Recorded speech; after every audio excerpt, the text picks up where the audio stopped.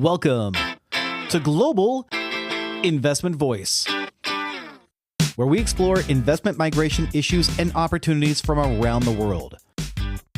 With a special focus on the U.S. EB-5 Immigrant Investor Program, we'll also cover citizenship and residency by investment programs from around the globe. If you're an investor, fund manager, developer, or enterprising entrepreneur and want to get the most out of these global investment migration programs, you have come to the right place. I'm Mark Deal, and I'll be your co-host on this journey. I'm joined by your host attorneys Mona Shaw and Rebecca Singh, as well as other investment migration leaders from around the world. So let's get into Global Investment Voice. Mona, I know you are an avid snow skier, and today we're talking about Jay Peak, particularly the morning after. What's that all about? You know, Mark, the word Jay Peak, or I should say the noun Jay Peak, has for some years, sadly, been synonymous with all things that could go wrong with an EB-5 project, from lack of oversight, fraud, greed. And in my opinion, Jay Peak was the defining catalyst behind Senators Leahy and Grassley's push for the reform of the EB-5 program since 2015. And quite frankly, resulting in what we had in 2022, the Reform and the Integrity Act of 2022, because one of the main focuses of that was all of the measures of oversight that are now put into place. So the Jay Peak Ski Resort, Mark, was really a first in many ways. It was the first big regional center projects. It was the first state-owned regional center. And it's one of the first ones where all of the state's politicians and officials had appeared one way or another at events, both domestic and overseas. And when in 2016, and I remember because we were at a IIUSA event when this whole incident was announced, the EB-5 world learned that the SEC had stepped in and taken over the project and had accused the developers, Bill Stinger and Ariel Kouros, perpetrating a massive fraud, misusing half the money they raised. I can tell you, the shockwaves that the EB-5 industry felt were seismic. And I would say it's arguable to this day that the industry really hasn't really recovered, because every time there is an incident recorded about EB-5, the press want to rush in and talk about fraud. Now, I know there was fraud in this project, but the project actually started well, and the project did build and spent on the actual Jay Peak Resort. And the good thing is, at this point, our guest today is one of the developers of a company who have actually bought out Jay Peak and are funneling more money into Jay Peak. And what I really like to see is that, yes, unfortunately, there was greed, there was fraud, there was a problem. The investors are still facing problems to this day, and it's all very, very sad. But there has been a lot of positive to come out.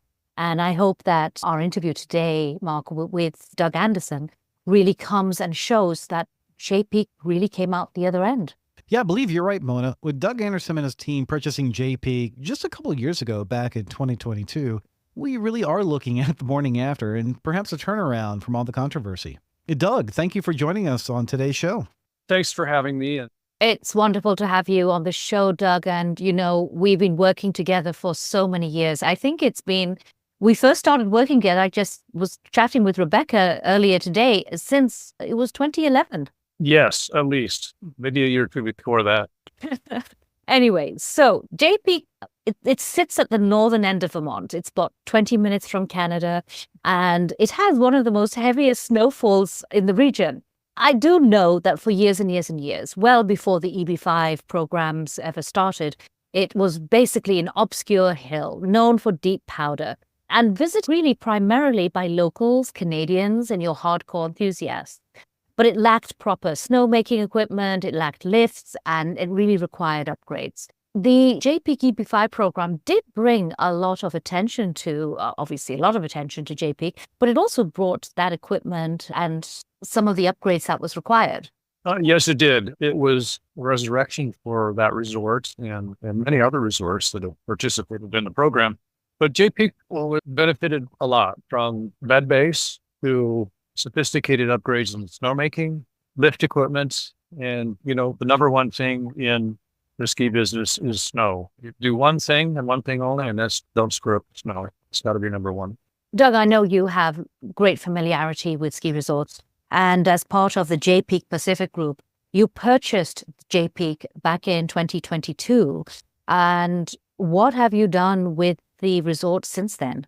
The period before our purchase was somewhat unknown, and there was a bit of a cloud hanging over the resort as to what happens next. What have we done with since we purchased it? We put all of the equipment back into service, fantastic staff and personnel, and we've had a great 22-23 season and 23-24 season as well. It's really becoming the resort it was meant to be.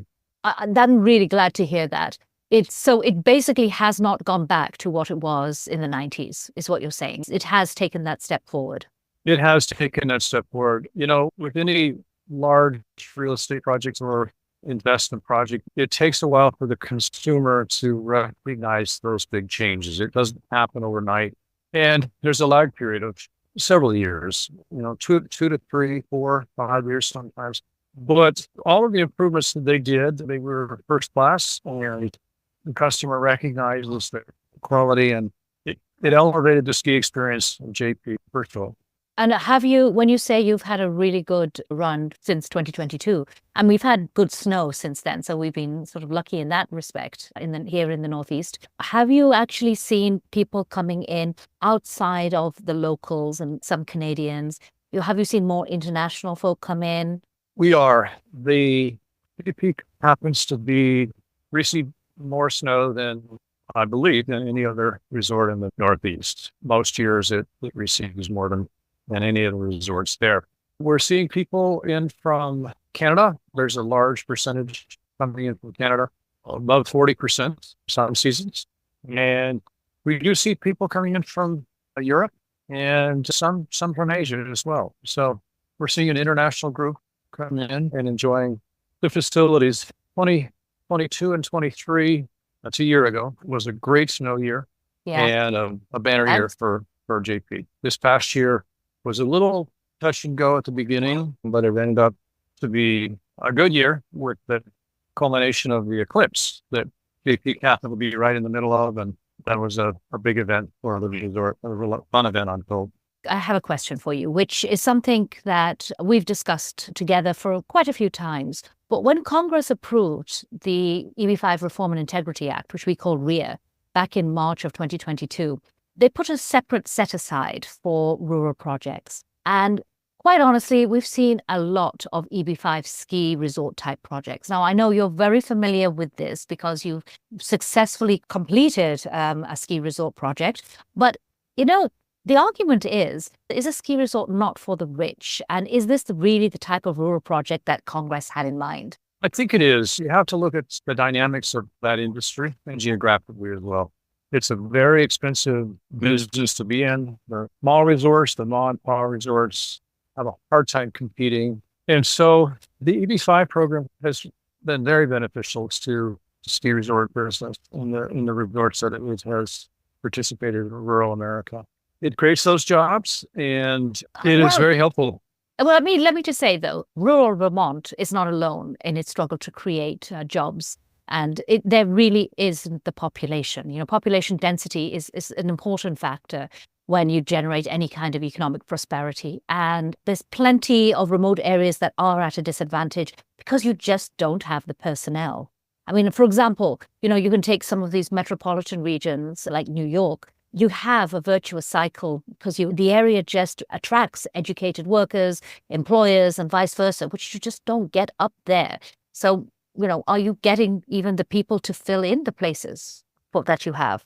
That's a problem across America, and particularly in more remote areas. We've had to raise our minimum wage, if you will, for the resort between $18 and $23 an hour at all of our resorts. And it's hard for these people to make a living on anything less. And so EB5 allows the resort to modernize, replace 20 or 30-year-old lifts, sophisticated snowmaking systems, lodge remodels, and that brings customers. That creates jobs. And so it's been hard to get people to come, but, success breeds success. And Jay Peak, people love to come there. Workers love to come there. It's proven to be very good for the Yeah. resort. Very good. But let me ask you though, as I know you're going to say that yes, ski resorts are great EB5 projects, but do you think following the whole Jay Peak fiasco, even though we have a successful resort behind it, that ski resorts are tainted? You know, I know some projects did pay back. I mean, Sugarbush, one of them, and several others. But do you think Jay Peak will ever see EB5 capital investments in the future, or do you think it's forever scarred? No, I don't think it's forever scarred. You wouldn't condemn the entire banking business for having an investment bank that went awry and had some people in an investment bank that maybe didn't make some good choices, but they're good people at Jay Peak. They're good people in investment banking.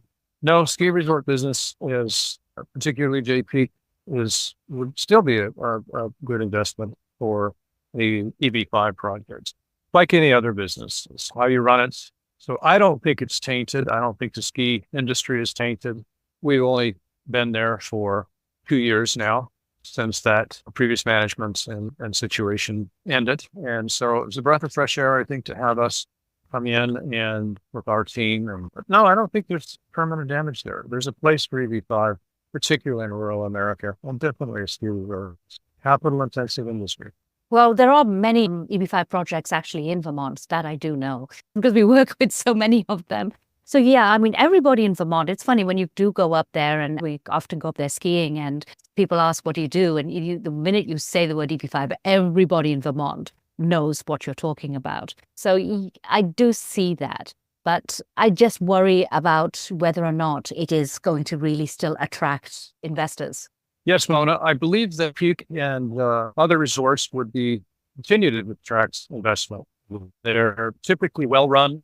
It's rare that you have, and very rare that you have an instance that happened with a previous ownership.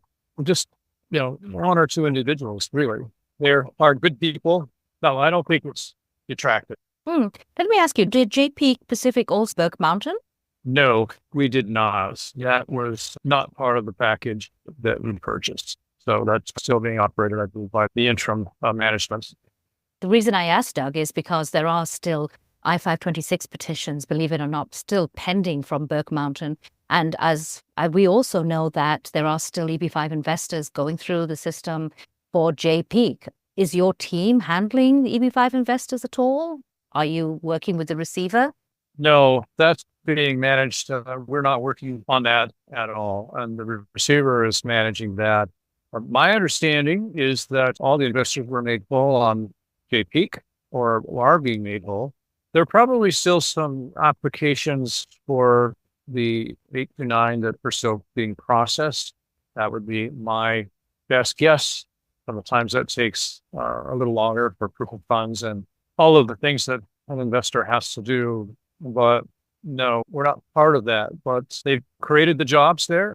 From all of the evidence I've seen, they did a fantastic job doing that. And by all indications, in working with the receiver, I'm told that all of the B5 investors are made whole on Duke. So that's a big plus. Yeah, for sure. No, I do believe that the first project of Jay Peak, there wasn't really issues as much with that as later on. I know because Rebecca is handling some of the other investors who are in the later projects that they had. But may I ask you, what are your plans for Jay Peak? Because you obviously saw an economic and financial benefit by purchasing it. I think the bigger picture is people are recreating more and they're looking for experiences with their families, and they're looking for those unique experiences like Jay Peak. Skiing is an expensive sport at times, and it's very hard for families to do that, but it's still something that people can do with a family. And I believe that there are many opportunities for Jay Peak to continue to grow. It has increased visitorship. It does get one of the heaviest snowfalls in the region. And I know it's known for the deep powder and glade skiing, which you don't get on the East Coast. We get that on the West Coast. Yes, that's Mona's true. a skier. You can tell by the term she's using. I don't know. That's right. In the ski industry, building the shoulder season and the summer season is kind of the name of the game right now. Most of the revenue and expenses are during the ski season. You've got 120 days to make your year. And with the cooperation of Mother Nature, on the snow. She's our partner, and most of the time she treats us well. Sometimes not so much. But without good snow, people are not going for the great burgers or steaks or other things. They're going to ski, and that's why they go. So Jay Peak will increase visitorship and has come back with a robust return to the market from what was under the receivership. And there are lots of opportunities to grow Jay Peak for sure. We're looking at how to augment summer season and shoulder seasons like most ski resorts in America. Yeah, well, would you think it'll be as successful as some of your competitors? Because Stone Mountain is one of the biggest on the East Coast, and that's not too far away. I think 2 hours from Jay Peak. Not even that. Less than 2 hours, maybe an hour. Yeah, Jay Peak is, people are familiar with that area. There are some notable resorts, more ski resorts in the Northeast than anywhere in the country. And Jay Peak is not the largest, but it provides one of the best experiences for skiers. As you said, it gets more snow, more powder. It's open for a very long season. It has all the summer activities, the water park, golf, ice hockey, all kinds of things. So it's a year-round presence. Ice hockey? Yeah. Oh, they have a local team? Mostly traveling teams, mural sports with the kids that come in droves. There's not enough ice time in North America. Kids that play hockey, my son plays hockey, and they sometimes play in the wee hours of the morning or into the night because they just don't have enough ice time. There are not enough arenas. But there are tournaments there, and the kids and their families come in droves, and it's a great experience. So we're glad to come up and see Jay Peak. I've read a lot about the whole Jay Peak fiasco and about the Jay Peak area as well. And at one time, I believe that the mayor of Newport and the governor himself did believe that the whole area could be a magnet for tourists and really saw that it could be a real destination place. And obviously, with a company like yours purchasing Jay Peak, it is the step towards that destination place. Do you see that happening soon? Do you have visions for the future other than just creating a better ski resort? Destination is a funny thing. Families have home ski resorts. My family has a ski resort. We taught the kids to ski, and they always come back to that, and it's sort of their home or ski resort. So that's our destination. And so many people that come back to Jay Peak, it is their destination. It's about carrying capacity, and that is how many people can you comfortably carry on room nights, lift capacity, food and beverage, and do that well. Places like Deer Valley cut off ticket sales at a certain point. So ski mountains are small towns, and they reach a comfortable carrying capacity at some points. You really never want to go too far beyond that because it ruins the experience. And so we try to be the best we can be and maximize that experience, or it deteriorates. There are ski resorts in America right now that have expanded so rapidly, and they're huge lift lines. Can't find a place to park. Yeah. Wait an hour for lunch. And so growth is not the answer. It's the quality of the experience. Life is about creating memorable experiences. And so Jay Peak has some more carrying capacity. It provides a very high level of service and experience, but those things cap out after a while. You don't go beyond a certain point. You have room to grow, and many other resorts do. Some ski mountains will forever be a weekend ski mountain, and they won't be a four-season resort. Yeah, correct. As much as they want to try to be, it's just not going to happen. But others have the potential to do that. And Jay Peak is one of them, with another few dozen ski resorts around the U.S. Well, We're very fortunate. The Jay Peak EB5 project always had the support of all of the local congressmen and all of the state officials.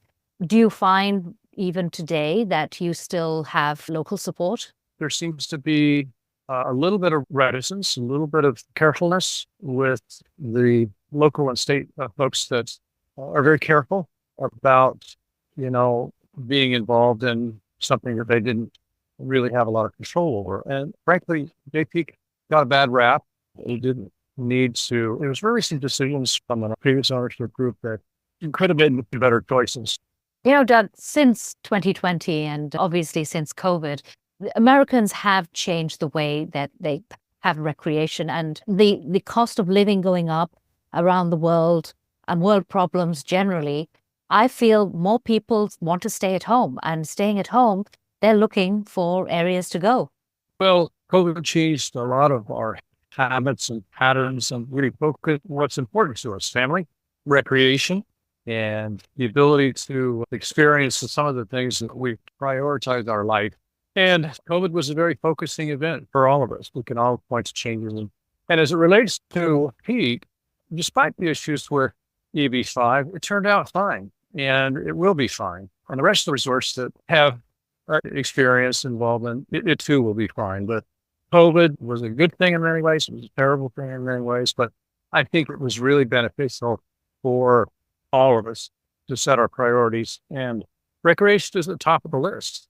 People want to do aspirational things, create memories. And places like Jeep, there's none better. Well, I started off by talking a little bit about the word JPeak being synonymous with things that can go wrong. And I will say that despite all of that, I think there has been a lot of positive, not only, as you say, a company like yours purchasing JPeak and taking it to the next level, but the very fact that JPeak really was the defining factor for the reform of the EB5 program and all of the good reforms that we see today coming in and making the program a lot better, a lot more transparent, and hopefully eradicating all of the negative elements. I agree with that. Programs are not perfect. There's a lot of thought into the original program, and certainly improvements have helped and will continue to help. And it's not perfect, but it does work. It does work, and it's been a successful program around the country. And it's very diverse. And JPeak, despite all that, has worked out fine. So, no, I think EB5 has a place, and it was very helpful in the rural America, in particular in capital-intensive kinds of businesses like ski resorts, like entertainments and hospitality. And it creates a lot of jobs. Always. It creates a lot of jobs. Doug, thank you so much for coming on, and we really appreciate it. Thank you all. Appreciate you very much. Thank you for being with us today on Global Investment Voice. Do you want to get the most out of global migration and citizenship opportunities? Then head on over to our website at globalinvestmentvoice.com. From there, you can easily search and stream from hundreds of podcast episodes, as well as stay current with the latest migration news and investment opportunities by joining our insider newsletter. The topics presented in this podcast are informational in nature only and are not to be taken as specific legal, financial, or investment advice. Mona, Rebecca, and their legal staff can be reached at mshawlaw.com or by calling their New York office at 212-233-7473.